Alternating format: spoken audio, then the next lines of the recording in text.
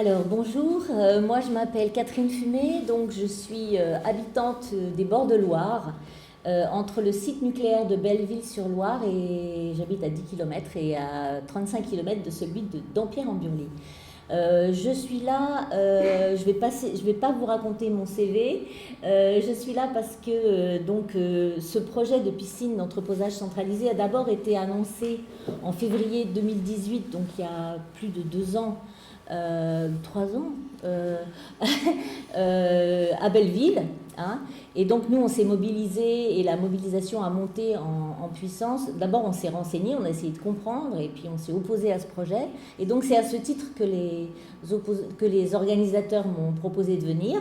Parce que donc moi, j'ai travaillé sur ce projet. Donc on va vous présenter d'abord le projet de piscine et puis après, la deuxième partie avec Guy, ça sera à la Hague. Hein. Voilà.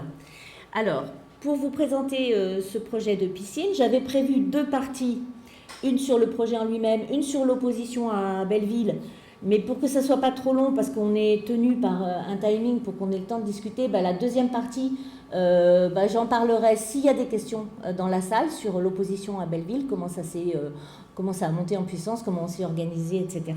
et pourquoi. Mais là, je vais vous présenter simplement la piscine d'entreposage centralisé. Donc vous voyez, cette piscine, par exemple, là il y a une image, en fait EDF et Orano emploient le mot de piscine, ça fait rêver, les flots sont bleus, et je vais vous expliquer que ce n'est pas que un objet de rêve et de fantasme. Alors, la première partie de mon exposé, donc celle que je vais vous faire, c'est d'abord je vais vous parler du cadre réglementaire, qu'est-ce qui encadre ce projet. À quel besoin le projet, le besoin de la filière nucléaire, bien sûr, pas forcément nos besoins à nous, mais à quel besoin de la filière ce projet répond. Après, je vais essayer de le mettre en contexte pour que vous compreniez, il faut bien connaître le cycle du combustible nucléaire. Alors, je ne sais pas dans la salle et même ceux qui nous écoutent, quelles sont vos connaissances. Donc, je vais essayer de rendre les choses pas trop compliquées et assez compréhensibles. Et puis après, je vous décrirai brièvement l'installation, le projet. Voilà. Et puis après, on pourra passer sur les conséquences d'une éventuelle installation de ce projet à La Hague.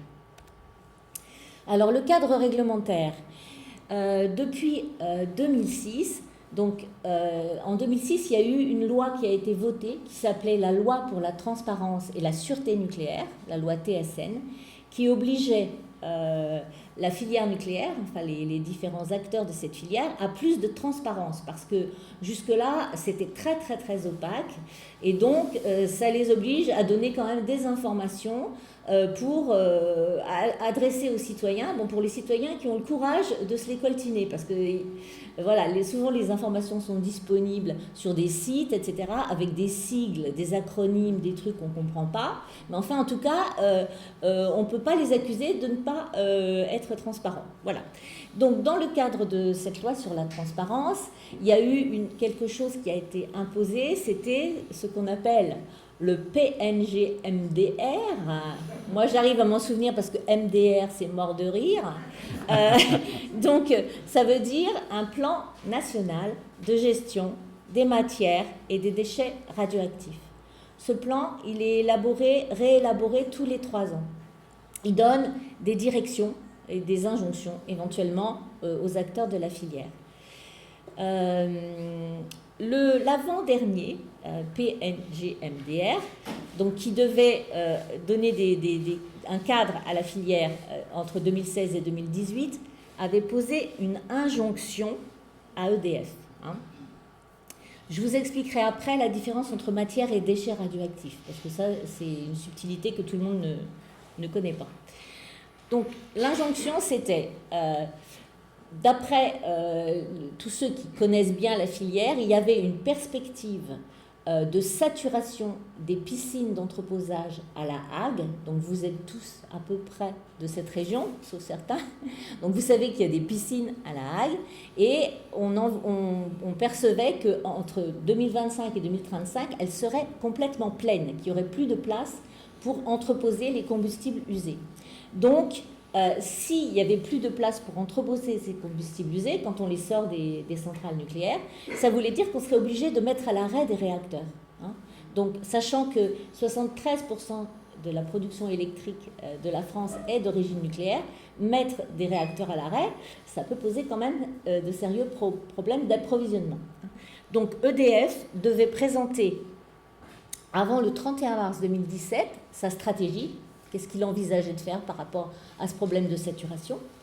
Avant fin juin 2017, il devait présenter les options de sûreté de son projet, soit créer une nouvelle installation, soit faire une extension d'une installation déjà existante. Et puis, avant le 31 décembre 2020, donc décembre dernier, il devait déposer sa demande d'autorisation de création de sa nouvelle installation, ce qui n'a pas été fait. Hein. Je vais vous expliquer ça pourquoi. Alors, pourquoi y a-t-il saturation des piscines existantes ?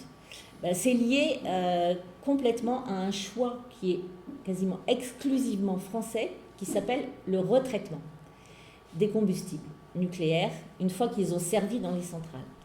Parce que, en fait, ces combustibles, donc on les amène à La Hague et on leur fait subir un certain nombre d'opérations mécaniques et chimiques pour séparer après en différentes matières, et on espère un jour les valoriser. C'est-à-dire, on espère un jour pouvoir les réutiliser hein, à différentes échelles. Et du fait, comme on les entrepose dans l'attente d'une solution, et notamment, je vous en reparlerai, dans l'attente d'un hypothétique réacteur de 4e génération, un nouveau surgénérateur comme Superphénix, vous avez peut-être entendu parler, hein, qui a été fermé en 1997. On les entasse dans la piscine et on attend, mais pour le moment, il n'y a rien. Rien n'existe comme installation nucléaire pour réutiliser ces combustibles usés. Alors, pour remédier à ce problème, en 2017, EDF n'a présenté qu'une seule solution. C'est une piscine d'entreposage centralisée. Ça veut dire qu'ils ont fait le choix d'entreposer ces combustibles sous eau, dans une piscine. La plupart des autres pays qui ont des installations nucléaires les entreposent à sec, dans des conteneurs qui restent ventilés, mais on ne les met pas en piscine. Donc c'est un choix français, typiquement français, et centralisé, c'est-à-dire qu'on met tous les combustibles usés, qui sont pour la plupart encore très radioactifs et très chauds, au même endroit. On concentre au même endroit des quantités importantes, très importantes, de matières dangereuses. C'est un choix. Ce choix, il a été décrit à travers un document qui s'appelle un dossier d'option de sûreté, un DOS, et il a bien été transmis à l'autorité de sûreté nucléaire en juin 2017. Et il a été mis à disposition, parce que l'autorité de sûreté nucléaire, à chaque fois, elle émet un avis par rapport à des projets. Hein, et quand elle émet un avis, elle en rédige un brouillon, si vous voulez, un projet d'avis, et elle le soumet à consultation publique. Et elle met les documents à disposition du public sur son site. Sauf que ces documents, toutes les données chiffrées sont occultées. Hein. On ne connaît pas les quantités, on ne connaît pas les degrés, les températures, on ne connaît pas les dimensions du projet, on ne connaît rien. Donc du coup, si vous voulez, pour émettre un avis, c'est quand même un peu compliqué. Donc au réseau Sortir du nucléaire, on avait saisi la commission d'accès aux documents administratifs qui s'appelle la CADA en abrégé, qui nous a donné raison au bout d'un an en disant effectivement il n'y a pas de raison qu'un certain nombre de données ne soient pas transmises au public. Mais 2 ans après, EDF n'avait toujours pas transmis ces informations. Donc là, on a saisi le 2 juillet dernier le tribunal administratif qui finalement nous a donné tort à la CADA et a donné raison à EDF. Bon. Alors, ce DOS, là, dossier d'option de sûreté, il fait, vous voyez, je ne sais pas si vous voyez, là, on a page 1 sur 137. Je ne vais pas vous parler des 137 pages. Bon, moi, je l'ai lu. Je vais essayer simplement d'en retirer quelques éléments de compréhension. Mais il est consultable. Sur le PowerPoint que je mettrai à disposition des organisateurs, il y a les liens. Vous pouvez aller voir sur le site de l'autorité de sûreté nucléaire. C'est à disposition du public. Alors, dans ce DOS, une des premières choses, bon, c'est page 15 Mais c'est parce qu'au début, il y a plein de blabla, en fait. Il y a le plan, il y a voilà, tout ça, il y a un glossaire. Donc au début, il y a l'expression du besoin. Pourquoi il y a besoin de faire ce nouveau site? Et EDF explique bien que ce besoin, il est double. Il y a d'une part quelque chose où ils écrivent, hein, ici, je ne sais pas si vous le voyez, augmenter les capacités d'entreposage de combustibles usés en complément aux piscines de désactivation des CNPE, donc c'est les réacteurs, hein, les usines nucléaires, les centrales, actuelles pour poursuivre l'exploitation du parc. C'est-à-dire que ça s'inscrit dans on va poursuivre le nucléaire sans rien changer, peut-être en augmentant même, en créant des EPR, etc. Donc il s'inscrit dans une logique de poursuite du nucléaire et d'augmentation des capacités de stockage.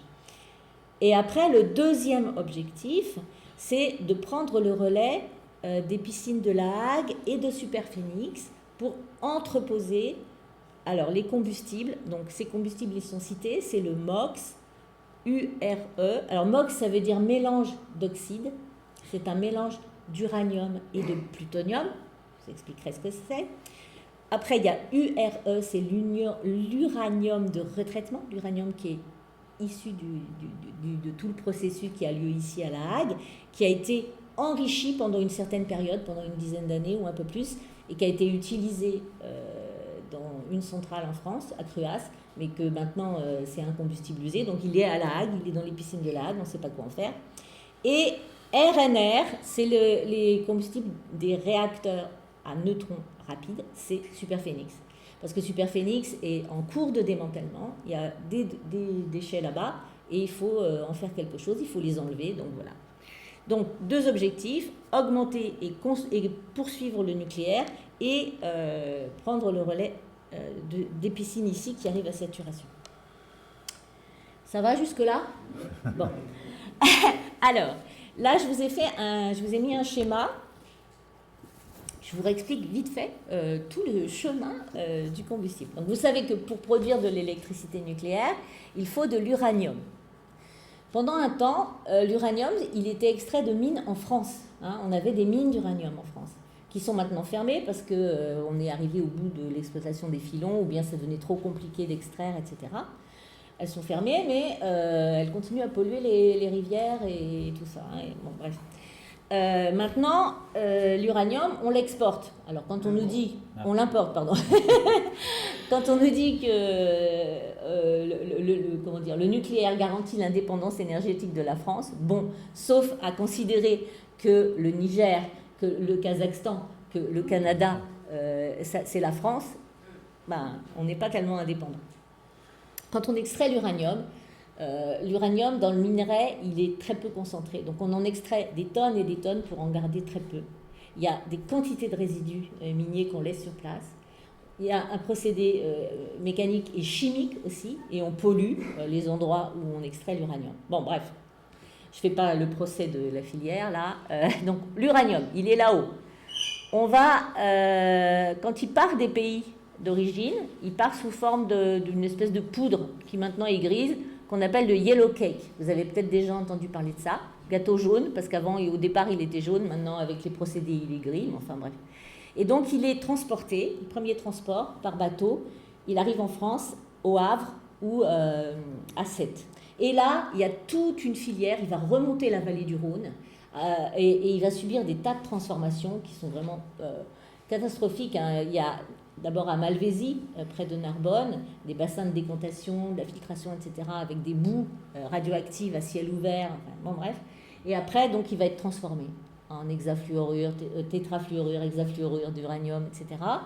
Il va être aussi centrifugé, il va passer dans des centrifugeuses pour qu'on sépare l'uranium, parce que celui qu'on extrait, il y a plusieurs isotopes, vous savez, plusieurs variétés d'uranium.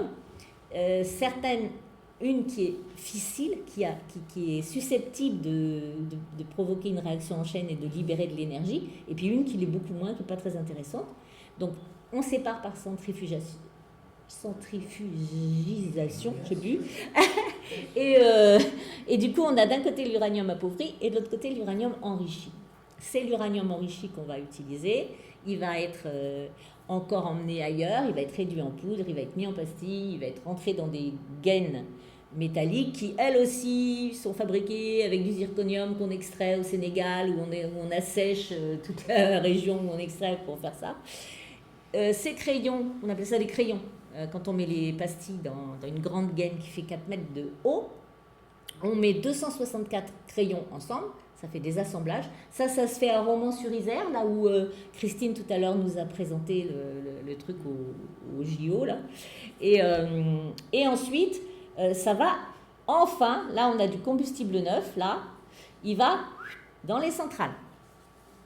Dans les centrales, il reste à peu près 3 ans dans les réacteurs. Il est changé, le combustible, tous les 3 ans par tiers. Quand on enlève un tiers de combustible, ça se fait sous eau, parce que c'est très dangereux, très radioactif, et on met ça dans les piscines des bâtiments réacteurs. Chaque réacteur nucléaire a sa piscine. Hein. Et donc, on met le combustible usé dans la piscine du bâtiment réacteur, et là, il va refroidir et baisser un petit peu en radioactivité pendant en moyenne 3 ans, avant d'aller à La Hague. Hein. Donc, il reste 3 ans. Après, ce que moi j'ai découvert, parce que moi je suis qu'une simple citoyenne, hein, je ne suis pas une scientifique, on découvre, hein, on cherche, on essaye de comprendre et on découvre des trucs. Et ce que j'ai découvert, c'est que les combustibles usés, c'est pas comme par exemple quand vous faites brûler du bois et qu'il n'y a plus que de la cendre à la fin. Le combustible usé, il est plus radioactif que le combustible neuf. Vous voyez ? Voilà, il faut savoir ça. Donc, les combustibles irradiés, là, alors qu'est-ce qui leur arrive ? Eh bien, ils sont emmenés à La Hague. Alors, à La Hague, il y en a une partie, 100 tonnes par an, hein, je pense, qui n'est pas retraitée, qui n'entre pas dans ce système qu'on appelle le retraitement. Et puis le reste, ça fait 1100 tonnes, je crois, 1000 tonnes à peu près, par an, hop, retraité. Retraité, ça veut dire quoi ? Ça veut dire qu'on va cisailler les assemblages de combustibles métalliques, on va les mettre dans des bains d'acide successifs et on va séparer ça en 3 tas. Il va y avoir d'un côté ce qu'on appelle, pour faire rapide, les déchets ultimes. Hein. C'est 4% de la masse totale. Ces déchets ultimes, ils sont vitrifiés, ils sont mis dans des grands fûts, ils sont entreposés à La Hague. Là, on est en train d'agrandir la capacité de stockage de ces fûts vitrifiés. Et ils sont là, en attente, ils sont ventilés en permanence parce que c'est très chaud. Et ils sont en attente de pouvoir aller peut-être un jour à Bure, à CIGEO. Hein, mais pour le moment, ils sont là. Bon. Parce que Bure, c'est pas sûr que ça se fasse. C'est pas encore fait. Ensuite, il y a 1%, c'est on extrait du plutonium. Parce qu'au départ, La Hague, c'était fait pas pour fabriquer de l'électricité, c'était fait pour fabriquer de la bombe. Hein. Et le plutonium, il n'existe pas à l'état naturel. Il n'est que le produit de la réaction de fission nucléaire. Donc, on extrait ce plutonium. Ce plutonium, il est quand même la quantité de plutonium, enfin, c'est légiféré par le traité de non-prolifération des armes nucléaires. Hein. On ne peut pas produire des quantités de plutonium comme ça et les garder sans rien en faire. Parce que sinon, on peut nous accuser d'être en train de fabriquer des bombes supplémentaires. Enfin, en gros, schématiquement. Donc ce plutonium, il est extrait, il est transformé en poudre, il est mis dans des petites boîtes, parce qu'il ne faut pas mettre trop ensemble, parce que c'est très dangereux. Il n'existe pas à l'état naturel, il est extrêmement radiotoxique, le plutonium. Donc c'est comme des petites boîtes de conserve qui sont sur des étagères à La Hague, en attente d'être envoyées ensuite ailleurs. Et puis il y a 95% de ça qui est de l'uranium de retraitement, qui attend aussi dans des piscines ce qu'on va pouvoir en faire. Donc vous voyez, après le retraitement, on a les déchets ultimes qui sont là, c'est les 4% qui vont aller peut-être un jour à CIGEO, et le reste, ça repart par là, enfin pas tout. Hein. Le plutonium, il va à Marcoule dans le Gard, où là, on le remélange avec l'uranium appauvri pour faire le MOX. Voilà, mélange d'oxyde. Là, on refait pareil, des pastilles, on remet ça dans des crayons, on refait des assemblages de combustible et on envoie ça dans les réacteurs qui peuvent fonctionner au MOX. On a 56 réacteurs en France, il y en a 22 qui fonctionnent avec du MOX. Ce sont les vieux réacteurs de 900 MW. Parce que le MOX, bien sûr, c'est très difficile, ça peut produire beaucoup d'énergie, mais c'est très dangereux, c'est difficile à maîtriser. Et dans les réacteurs trop puissants, ça pourrait être compliqué de maîtriser la réaction. Donc c'est que les 900 MW pour le moment qui sont MOXés, on appelle ça. Et puis, à un moment, on a donc envoyé en Sibérie l'uranium de retraitement, là, les 95%, pour qu'il soit réenrichi. Vous voyez les transports, enfin, c'est inimaginable. Et ils ont été utilisés à Cruas, en Ardèche. Et puis après, une fois qu'ils ont été utilisés, ils ont été renvoyés à la Hague et ils sont en attente ici dans les piscines de la Hague. Le MOX, une fois qu'il a été injecté là dans les réacteurs qui fonctionnent au MOX, pareil, tous les 3 ans, il est sorti, il est mis sous eau.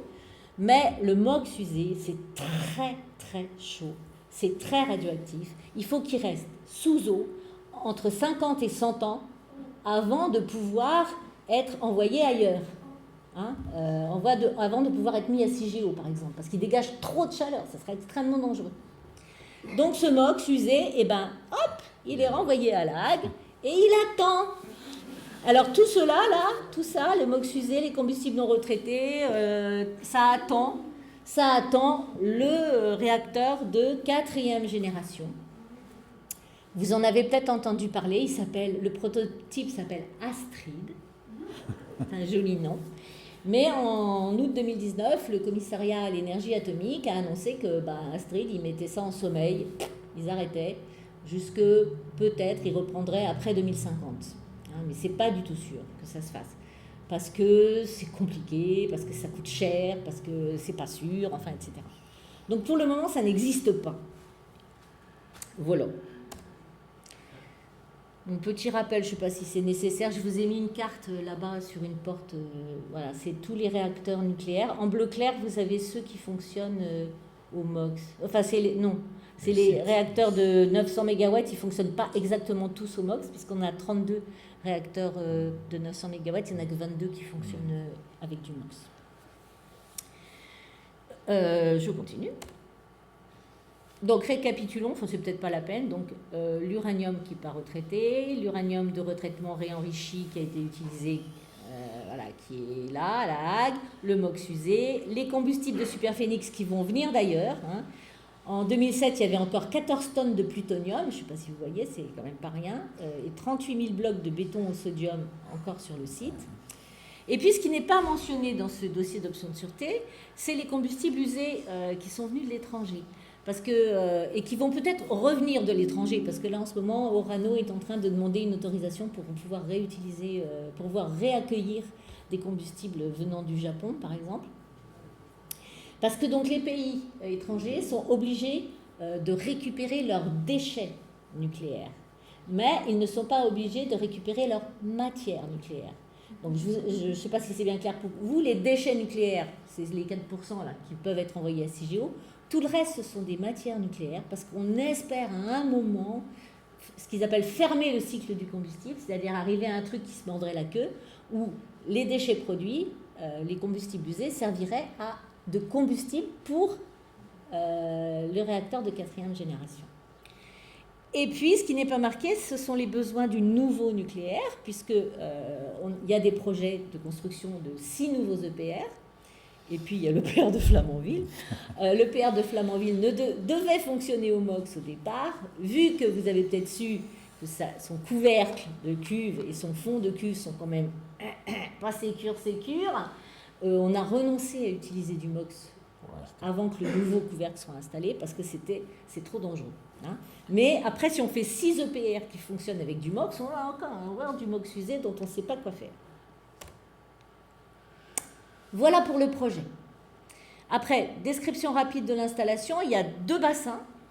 Alors, quand c'était prévu à Belleville, et dans le dossier d'option de sûreté, c'était 2 bassins accueillant chacun 5000 tonnes de combustible usé, de métaux lourds. Maintenant que c'est à La Hague, ça a augmenté, c'est 6000 tonnes, 2 fois 6000 tonnes, 12 000 maintenant. J'avais calculé, je crois que 5 000 tonnes ou 10 000 tonnes, c'était déjà l'équivalent de 90 cœurs de réacteurs nucléaires. C'est quand même pas rien. En plus des bassins, il y a un terminal de transport puisqu'il faut amener dans des emballages spéciaux sur camion ou en train. Il y a des parkings, il y a des bâtiments parce qu'il faut déminéraliser l'eau qu'on met dans la piscine. Et puis, il y a toute la question des effluents, des rejets, de ce qu'on rejette dans le milieu naturel. Hein. Tout ça, ça se passe, voilà. Et puis, il y a un tunnel parce que Greenpeace a bien fait de tirer la sonnette d'alarme sur le fait que les piscines ne sont pas sécures. Je ne sais pas si vous avez vu qu'ils sont introduits dans certains sites pour montrer qu'on pouvait rentrer et puis que les piscines n'étaient pas du tout suffisamment sécurisées parce que souvent c'est des hangars avec un toit métallique. Donc là, du coup, le projet de nouvelles piscines, il est plus sûr, il est semi-enterré, il y a une double coque pour protéger des chutes d'avion, etc. Ce qui montre bien que les autres ne sont pas sûrs du tout. Hein. Et donc le tunnel qui sert à faire circuler les combustibles, ben, il est enterré aussi. C'est un tunnel pour... voilà. Donc moi j'ai pris un schéma qui était dans le dossier d'option de sûreté. Alors il y avait pas, on ne savait pas à quoi correspondaient les trucs. Hein. Il n'y avait pas du tout de légende, mais à partir de ce qui était mis dans la description, ben, j'ai reconstitué à peu près. Donc voilà, le terminal, là, on arrive, on met les camions, les machins et tout. Après, là, on décharge. C'est c'est la seule partie où il y aurait du personnel humain pour contrôler l'arrivée des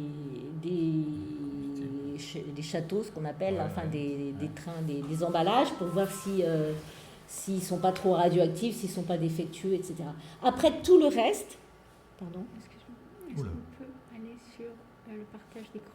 Parce qu'il n'y est pas. Ben, j'ai cru que ça y était. Oui, alors attends, tu veux... Est-ce qu'on peut, excusez-nous un tout petit instant, on va aller sur Zoom. Mais du coup, les gens, ils ont tout loupé. Non, t'inquiète pas. On va le mettre sur Facebook. Oui. Non, mais les gens qui sont sur Facebook, ils ont tout loupé. Non, t'inquiète pas. Bon. Non, t'inquiète pas. Je m'inquiète pas. Tu peux prendre la souris si tu veux. Ouais, ça y est, c'est bon. Voilà, passe-moi voilà, share screen. Voilà, et là tu vas repartir sur ta présentation. Ouais. C'est ça. Ouais, tout à fait. Et tu vas repartir sur la bonne diapositive. Oui, on va arriver. Voilà. Ah, vas-y, avance. Ah bah non, là il faut que je... Hop. T'avances, oui. Pourquoi ça fait ça? Ah oui, parce que j'ai pas fait l'affichage, pardon. Voilà. Alors excusez-moi, voilà. Parce que ceux qui sont sur Facebook, voilà. C'est un peu vite. Voilà.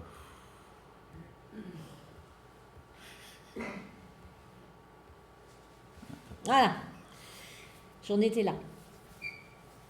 Je vais continuer. Alors, un autre petit schéma que j'ai tiré. Alors, normalement, c'est la propriété d'EDF, hein, les schémas. Mais comme ils les ont mis en consultation publique sur le site de l'ASN, j'ai considéré que c'était public. Voilà. Donc, vous voyez là, une fois que les machins là, les châteaux, enfin les combustibles ont été sortis de leur emballage, ils sont mis sur des chariots. Donc à partir de là, il n'y a plus aucun humain qui intervient, tout est robotisé, hein, parce que c'est trop dangereux, trop radioactif. Donc ils sont mis sur des chariots, ils entrent dans un bâtiment, là vous voyez c'est semi-enterré, tout ce qui est là et là, tout ça c'est en dessous du niveau du sol. Et après, ils sont remis à la verticale, ils sont mis dans des paniers, ils circulent.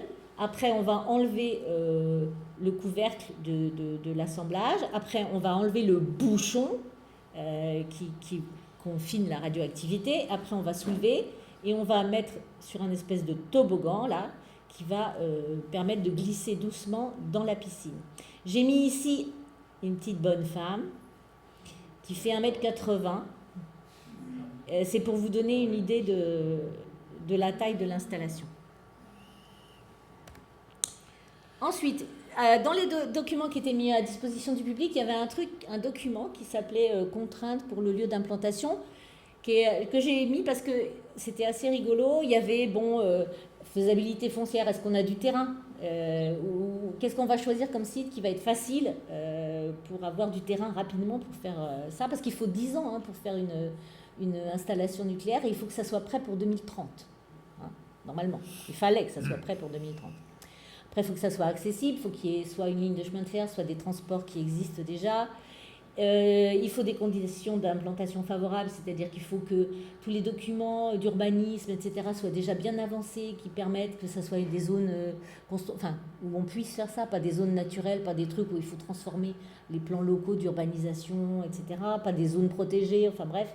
Il faut que ça soit économiquement un coût faible, et il faut que ça rende le planning tenable. Mais il y a un truc qui est là, diversification géographique. Au début, EDF voulait que la piscine soit sur un endroit où il n'y avait pas déjà de combustible usé. Parce que je pense qu'il y a des conflits entre Orano et EDF sur ce choix du retraitement. Et puis finalement, comme ça ne s'est pas fait à Belleville, on voit que le critère de diversification géographique, il ne tient pas. Ils ont été obligés de le lâcher, si ça se fait à La Hague. Le refroidissement se fera par l'air, parce qu'il faut toujours une source froide. L'eau, elle doit rester inférieure à peu près à 45 degrés, je pense. Dans les... C'est 40-50. Oui, 40-50 degrés. Parce que si on ne refroidit pas en permanence l'eau, il y a évaporation. Donc du coup, le niveau de la piscine baisse. Et si les crayons de combustible se retrouvent soit à découvert, soit même si la quantité d'eau au-dessus n'est pas suffisante, il peut y avoir reprise de la criticité, ce qu'on appelle, hein, et donc créer ça peut aller jusqu'à l'accident grave. Hein. Et donc ce refroidissement sera assuré par des échangeurs aérothermes, c'est-à-dire par air. Et puis après, il y a la question des déchets et des rejets, parce qu'à chaque fois que la filière crée une nouvelle installation, et ils n'arrêtent pas de créer des nouvelles installations. On ne vous a pas dit, mais au Bugey, il y a un nouveau truc qui s'appelle ICEDA.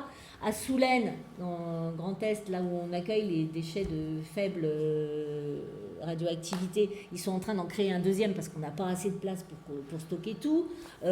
À Tricastin, ils sont aussi en train de... Non, pas d'Arras, je ne sais plus, ils sont en train de créer un nouveau truc qui s'appelle Fleur. Voilà, bon, à chaque fois, on crée de nouveaux déchets et de nouvelles contaminations. C'est-à-dire qu'on transporte, on contamine les camions et les trains. Et puis là, vous voyez, on va contaminer, on va créer de nouveaux déchets. C'est les filtres, c'est les résines d'épuration, c'est les déchets technologiques, c'est les combinaisons, tout ce qui sert à la maintenance, etc. Et tout ça va être conditionné dans des coques en béton, dans des matrices en époxy, etc. Et évacué vers de nouvelles filières, vers des filières de stockage. Donc encore de nouveaux déchets. Et puis il y a les effluents. Les effluents, c'est les rejets, en fait. Hein. Donc, après contrôle chimique radiologique, les effluents liquides sont soit rejetés dans le milieu naturel, soit évacués vers une filière adaptée de traitement. Bref. Donc, nous, on disait, voilà, dans le dossier d'option de sûreté, on ne sait pas quels sont ces rejets, en quelle quantité, etc. Et comment ils sont évacués. Donc, si vous voulez, il y avait quand même beaucoup de questions qui posaient question. Voilà.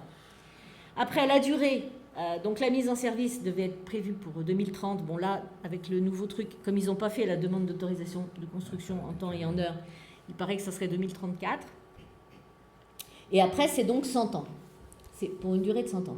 Sauf qu'à l'issue de ce laps de temps, il n'y a rien qui est expliqué dans le document sur comment on va démanteler cette installation, parce qu'elle va être fortement irradiée.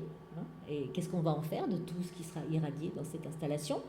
Et si jamais le projet Astrid, là, le projet de 4e génération, ou le Bure ne voit pas le jour, qu'est-ce qu'on fait des combustibles? Oui, il y a de la réverbération d'un seul coup. Je ne sais pas pourquoi. Voilà. Après, les considérations économiques. Bon, vas-y, tu veux qu'on revienne en arrière? Bon. Donc, à la construction, quand ça s'est présenté pour Belleville et dans le projet, il n'y avait aucun chiffrage du coût. Depuis que ça a été déplacé vers La Hague, dans les journaux, on a eu, puis vous à la CLI, on a eu un chiffrage qui serait 1,5 milliard d'euros. Et comme ils n'ont pas d'argent à EDF, ils ont une dette de 42 milliards d'euros, ils vont prendre ça sur le budget du grand carénage, ce que je vous ai expliqué tout à l'heure, qui est donc la réparation et la mise aux normes des vieilles installations. Vous voyez ? Bon. Après, le reste, je ne vais pas trop en parler. C'est tout le coût qui est lié aux incidences sur l'environnement, sur la santé des gens, sur la santé des travailleurs, sur s'il y avait un accident, qui prend en charge les remboursements, les indemnisations. Ça, toutes ces considérations financières, elles n'existent pas. Voilà, donc, en conclusion, une installation à haut risque, puisque ce sont des matières dangereuses en très grande concentration, avec inévitablement des effets sur l'environnement, sur la santé, notamment des gens qui y travaillent, mais aussi éventuellement des riverains. Des alternatives, enfin d'autres solutions existaient même déjà. Il y avait l'entreposage à sec dont je vous ai parlé. Curieusement, là, au mois de mai dernier, l'autorité de sûreté nucléaire et l'Institut de radioprotection et de sûreté nucléaire ont été auditionnés au Sénat. Ils ont tiré une méga sonnette d'alarme parce que c'est pas prêt, parce que EDF n'a rien prévu, etc., qu'on risque d'être dans une situation d'occlusion intestinale de la filière. Et bien le même jour, le gouvernement lançait une étude de l'entreposage à sec. Donc cette alternative qui n'avait pas été étudiée jusqu'à présent, alors qu'il y a plein de gens qui le demandent depuis des dizaines d'années. Et puis, il y a aussi la question de l'arrêt du retraitement, et ça va être effectivement mis en question comme alternative. Puis l'alternative, c'est l'arrêt du nucléaire. Mais ça... voilà, donc ça vient gérer l'existence, ça poursuit un choix qui n'a jamais été soumis à l'avis des Français. C'est un choix extrêmement grave d'avoir choisi le nucléaire, ça engage pour des dizaines et des dizaines, et avec CIGEO, avec les déchets qui vont durer des millions d'années, ça engage pour des millions d'années, et jamais, jamais, jamais, on a soumis ça à débat du français. Voilà, et puis l'interrogation sur pourquoi le retard d'EDF. Alors, c'est pas seulement de l'incurie, je pense qu'actuellement, il va y avoir un nouveau plan de gestion qui doit être décidé, qui doit être présenté par le gouvernement à l'automne. Il y a énormément de décisions, parce que l'autorité de sûreté nucléaire a dit, maintenant, là, le nouveau plan, c'est un plan de décision. Il faut prendre des décisions. Est-ce qu'on relance Astrid ou pas? Est-ce qu'on arrête le retraitement ou pas? Si on arrête le retraitement, est-ce qu'on ferme la Hague ou pas? Si on ne ferme pas la Hague, elle doit être démantelée en 2040, normalement. Enfin, arrêtée, parce que c'est une vieille installation. Est-ce qu'on a l'argent pour recréer une nouvelle usine de retraitement? Qu'est-ce qu'on fait des combustibles usés? Enfin, il y a toutes ces questions qui doivent être décidées par le gouvernement, là, cette année. Cette année est une année cruciale. C'est l'année aussi cruciale pour CIGEO, pour BUR, puisque là, il y a la demande d'utilité publique et la demande d'autorisation de création qui doivent être déposées avant la fin de cette année. Voilà. Allez, je passe la parole à mon ami.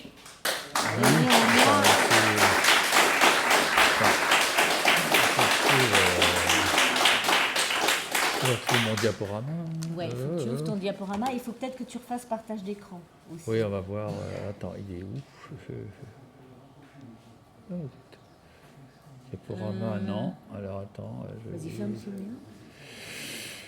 Attends, je vais y aller là. On va voir. C'est quoi qui veut? Voilà. Mais j'ai oublié d'en parler dans densification. Oui, mais je vais en parler. Ça démarre? Oui. Alors? Tu peux parler qui? Oui, je peux parler. Oui. Faut que je me rapproche, non, du micro. Oui, bon. Alors attendez, ça va bientôt démarrer.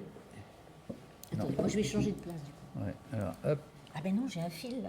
T'as un fil là. J'ai un fil à la patte. On ne peut pas changer de place. Ouais, on peut pas changer de place. On ne peut pas changer de place. Bon, c'est bon ça, hein? Avance-toi plus de là. Oui, là. Enlève ton masque. Ah oui, c'est mieux, c'est vrai. Bon, c'est bon alors. Vous entendez? C'est bon là, ça va aller? Bon, je me rapproche.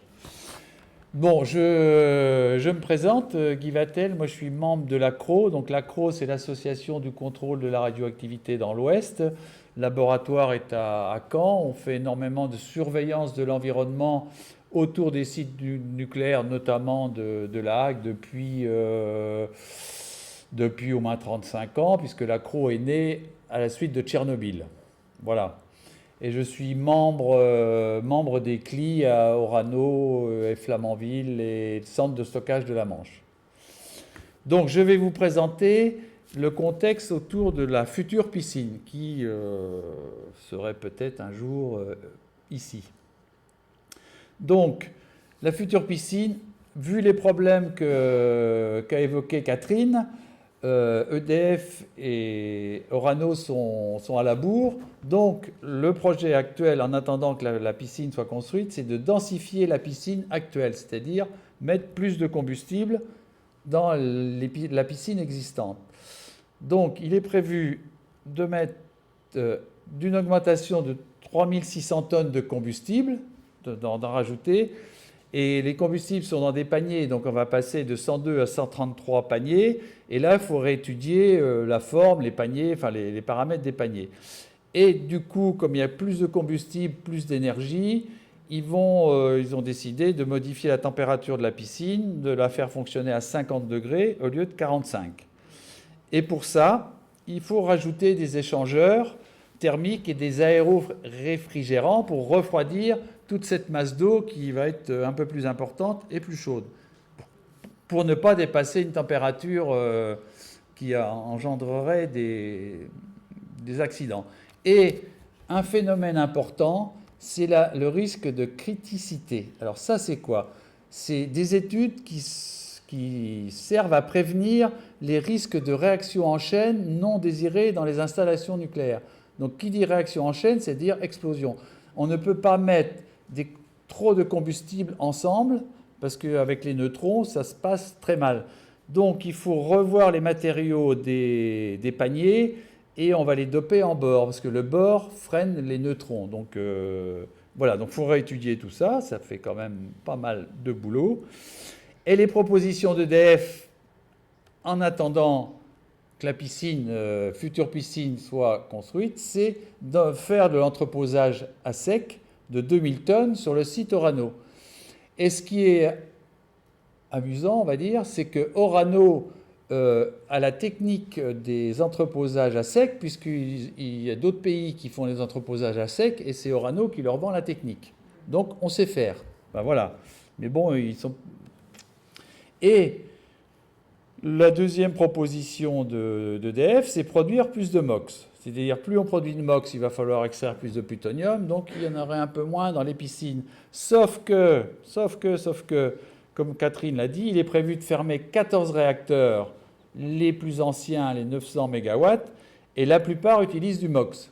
Donc c'est un peu le serpent qui se mord la queue, là. Donc c'est à Blayais, Buguet, Chinon, Cruas, Dampierre, Gravelines et Tricastin qu'il est prévu de fermer des 900 MW avec du MOX et sans MOX entre 2029 et 2035. Alors, le site de la future piscine. Donc voilà une photo.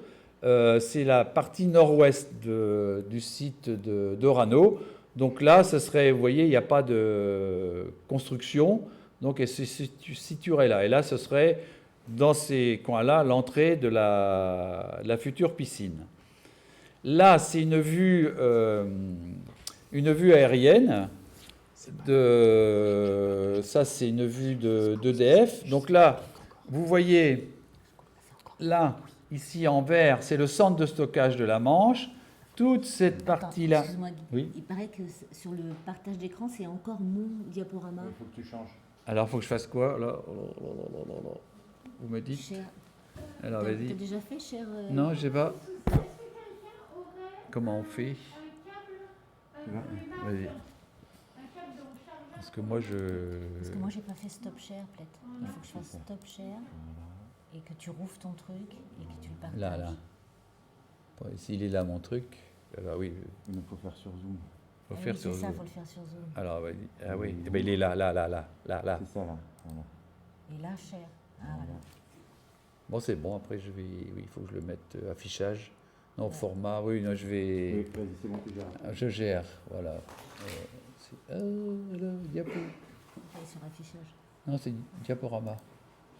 Voilà. Voilà. Donc voilà la diapo dont je vous parlais. Donc, tout ici, c'est l'usine Orano. Et là, on est au nord-ouest. Cette partie-là, il y a... donc ici, c'est à cet endroit-là que serait construite la piscine. Là, vous voyez, ici, c'est le village de Jebourg où vous êtes actuellement. Donc c'est environ 200-300 mètres de la piscine. Donc voilà, ça ne pose pas de problème pour eux. Voilà. Et là, en rouge, c'est mis en rouge, c'est le rue des Landes. Et je vais, voilà, voilà. Donc, vous voyez ici en rouge le site de la future piscine. Ça, c'est un document EDF qui a été présenté en CLI Orano. Donc, il est sur le site de la CLI. Donc, en rouge, vous voyez le nouveau, où sera le site. Il y a des zones arborées. Ici, là, c'est le fameux rue des Landes. Et là, il y a dans cette zone-là, la zone nord-ouest, qu'il faut savoir, ça a été la première zone où ont été stockés les premiers déchets de l'usine, le CEA, Orano, enfin voilà. Et il y a eu des tranchées, il y a eu des fosses, et il y a eu le fameux silo 130, ici, qui a pris feu en 1980, événement classé niveau 3 quand même, hein, c'est pas négligeable.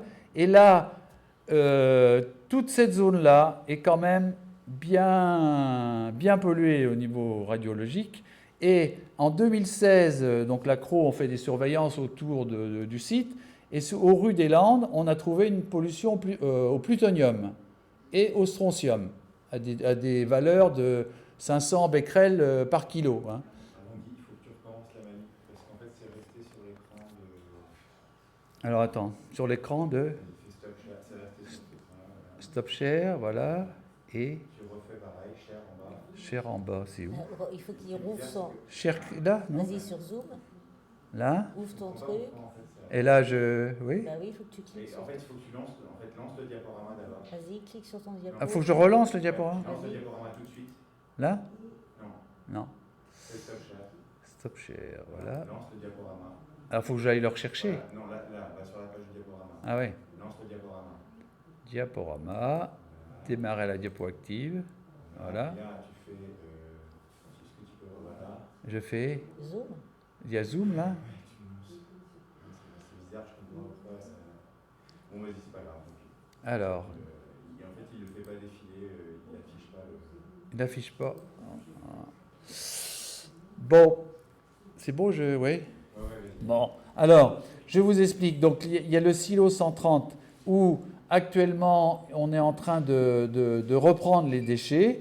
Les tranchées et les fosses ont été vidées, mais la zone du rue des Landes est polluée. Donc, Orano doit la dépolluer. Depuis 2016, on a soulevé le problème, on en parle. Pour l'instant, ils disent que ça ne pose pas de problème pour l'environnement, sauf que c'est quand même, vous voyez, des champs où il y a des vaches, il y a des moutons, ils boivent de l'eau. Ce n'est pas un problème pour l'instant. Et voilà, donc zone nord-ouest, c'est ce que je disais, la zone arborée est contaminée par des événements anciens. C'est un rapport de l'IRSN mai 2018, hein, donc c'est pas... voilà. Les déchets entreposés, c'est dans les premières usines, c'était dans les années 60 à 1990. La contamination de la nappe phréatique due à des défauts d'étanchéité des tranchées, c'est des fosses entre 3 et 10 mètres de profondeur. Et hop là, qu'est-ce qui s'est passé là?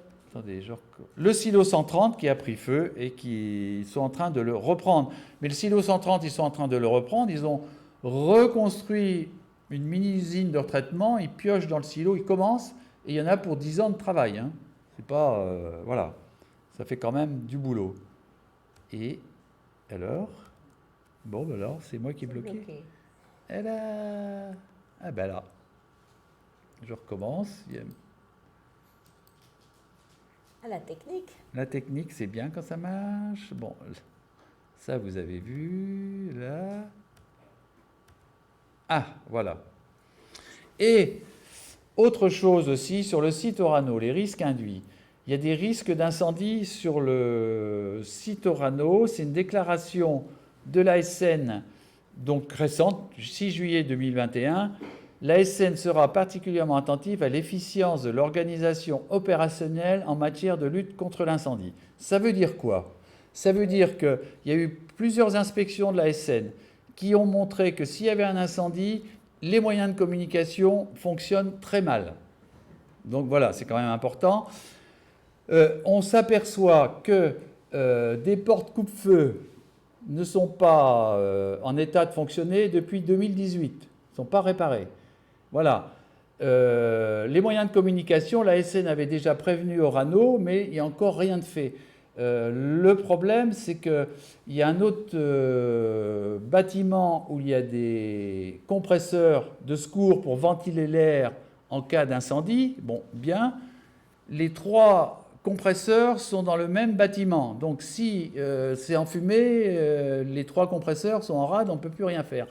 Et Orano a dit, oui, oui, effectivement, on s'en est aperçu, on va faire les travaux 2026-2027. Voilà, c'est ça qui est grave, c'est que tout n'est pas au point, ce qui est normal, tout ne peut pas être au point pile poil, mais c'est qu'il y a des travaux qui ne sont pas faits en temps. Et là, quand même, l'ASN est en train de remonter les bretelles à Orano, parce que s'il y a un incident grave sur cet atelier, ça veut dire que tout autour c'est contaminé, ça veut dire que s'ils sont en train de construire la piscine, ou on ne peut plus s'en servir. Et si on ne peut plus se servir de la piscine, on ne peut plus ramener les combustibles, et tout le parc nucléaire arrête. Voilà, c'est ça qui est non négligeable. Donc, la future piscine semi-enterrée va-t-elle modifier la circulation des nappes phréatiques dans cette zone? C'est-à-dire que tout à l'heure, je vous ai parlé du silo 130 qui était à une dizaine de mètres de profondeur. La piscine qui va être enterrée, il va falloir creuser plus profond, dans les vingtaines de mètres.